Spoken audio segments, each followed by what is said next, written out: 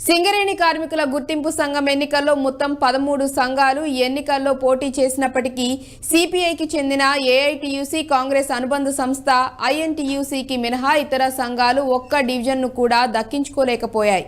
మిగతా సంఘాల మాట ఎలా ఉన్నా బీఆర్ఎస్ అనుబంధ టీబీజీకేఎస్ కనుమరుగవ్వటం సింగరేణి వర్గాల్లో ఇప్పుడు ఆసక్తికరంగా మారింది. ఆఖరి నిమిషంలో టీబీజీకేఎస్ పోటీ నుంచి తప్పుకొని ఏఐటీయూసీకి మద్దతు ఇచ్చి ఆ సంఘానికి గుర్తింపు హోదా కల్పించగలిగింది. అంతవరకు బానే ఉన్న భవిష్యత్తులో టీబీజీకేఎస్ పరిస్థితి ఏంటనేది చర్చనీయాంశంగా మారింది. ఇప్పుడు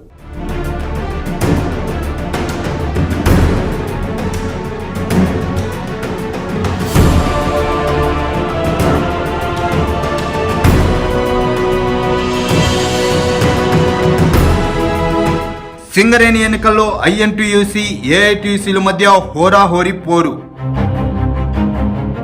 3000 పైచులకు మెజార్టీతో గుర్తింపు సంఘంగా ఏఐటీయూసీ. పలు డివిజన్లో ఏఐటీయూసీకి టీబీజీకేఎస్కు మద్దతు. సుదీర్ఘ వాయిదా అనంతరం ఎట్టకేలకు సింగరేణి కార్మికుల గుర్తింపు సంఘం ఎన్నికలు ముగిశాయి. ముందు నుంచి ఊహించినట్టుగానే కాంగ్రెస్ అనుబంధ ఐఎన్టీయూసీ, సిపిఐ అనుబంధ ఏఐటీయూసీ మధ్య హోరాహోరీ పోరు జరిగింది. మొత్తం 11 డివిజన్లో ఐఎన్టీసీ 6, ఏఐటీయూసీ 5 డివిజన్లు గెలుచుకున్నాయి. 3000 పైచులకు మెజార్టీ సాధించిన ఏఎన్టీయూసీకి గుర్తింపు సంఘంగా, ప్రాతినిధ్యం సంఘంగా ఐఎన్టీయూసీ అవతరించాయి. బీఆర్ఎస్ అనుబంధ సంస్థ టీబీజీకేఎస్ పలు డివిజన్లో మద్దతు ఇవ్వడం ఏఐటీసీకి బాగా కలిసొచ్చింది. మెజార్టీ సాధించడంలో దోహదపడింది. అయితే మొత్తం 11 సంఘాలు ఈ ఎన్నికల్లో పోటీ చేసినప్పటికీ ఏఐటీయూసీ, ఐఎన్టీయూసీ మినహా ఇతర సంఘాలు ఒకరంటే ఒకరు ఒక్క డివిజన్ కూడా దక్కించుకోలేకపోయాయి. మిగతా సంఘాల మాట ఎలా ఉన్నా బీఆర్ఎస్ అనుబంధ సంస్థ అయిన టీబీజీకేఎస్ కనుమరుగవ్వడం సింగరేణి వర్గాల్లో ఇప్పుడు చర్చనీయాంశంగా మారింది. ఉమ్మడి ఆదిలాబాద్ జిల్లా పరిధిలోని మందమర్రి, బెల్లంపల్లి, శ్రీరాంపూర్ డివిజన్లలో, ఉమ్మడి కరీంనగర్ జిల్లాలో కోల్బెల్ట్ ప్రాంతం రామగుండం 1, రామగుండం 2 డివిజన్లో ఏఐటీయూసీ విజయం సాధించింది.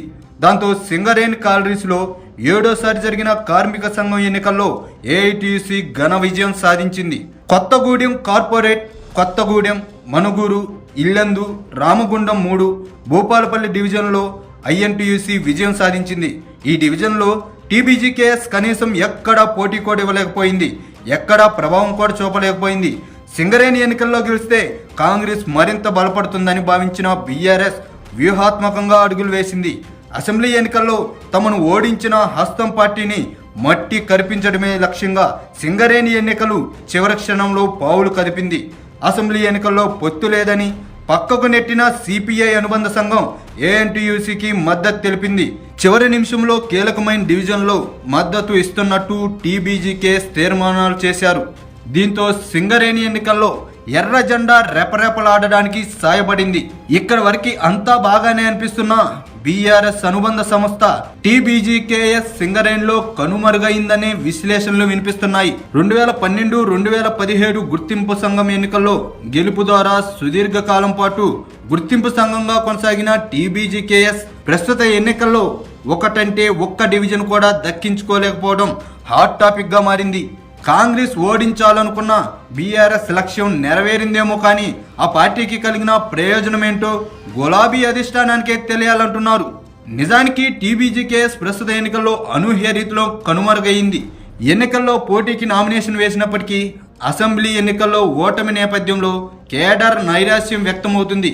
ఎన్నికల్లో విజయంపై టీబీజీకేఎస్ నేతలు పెద్దగా ఆసక్తిని ప్రదర్శించలేదు.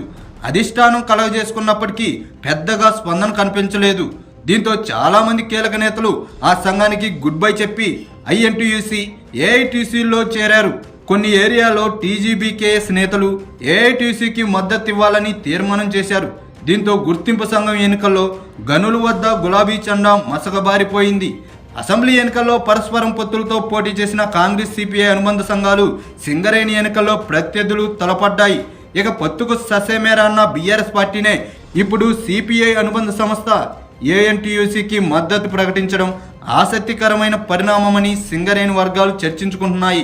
ఆ క్రమంలో రానున్న రోజుల్లో సింగరేణిలో టీబీజీకేఎస్ భావితవ్యం ఎలా ఉండబోతుంది, అసలు ఉనికిలో ఉంటుందా లేదా అన్న అనుమానాలు వ్యక్తమవుతున్నాయి.